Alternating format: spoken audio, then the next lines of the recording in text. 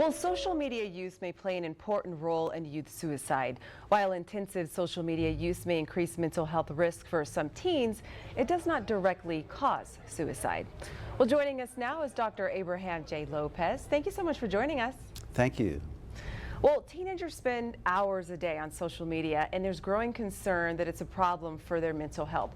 So let's start out by talking about the correlation between social media use and high rates of anxiety and depression in teenagers. Absolutely. As you mentioned, Nicole, there is a correlation with social media and mental health issues such as suicidal thoughts, depression, and anxiety. However, the correlation is more indirect.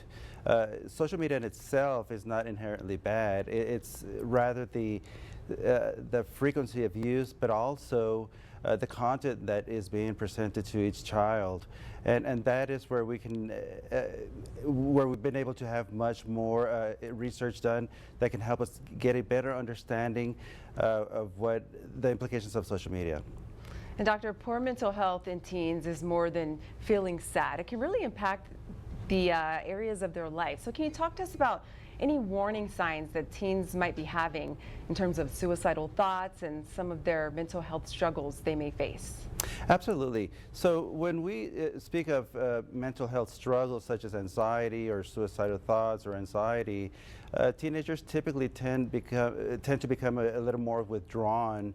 They're not as engaged with their peers or with their family, and that is a very good indicator in which a parent can start to inquire more to see if there may be some indicator of some emotional dysregulation.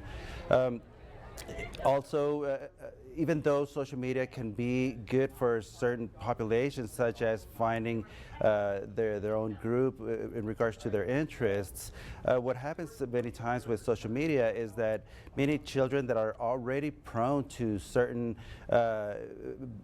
health issues tend to gravitate towards social media content that can be harmful in many ways.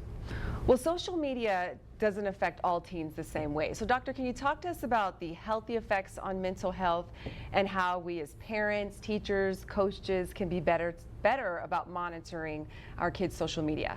Absolutely. So, as mentioned previously, social media in a sense is not entirely bad.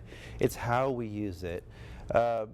What we want to be thinking about from a brain perspective is that early adolescents tend to have more of a need for social acceptance, peer acceptance, and so forth.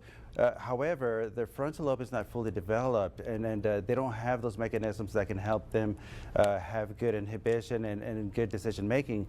That's where parents come in and can definitely help by monitoring and have a good conversation between the child and the parent, and this will definitely help. And we've seen this in the research that a good interaction between the parents and the children can have a very positive outcome.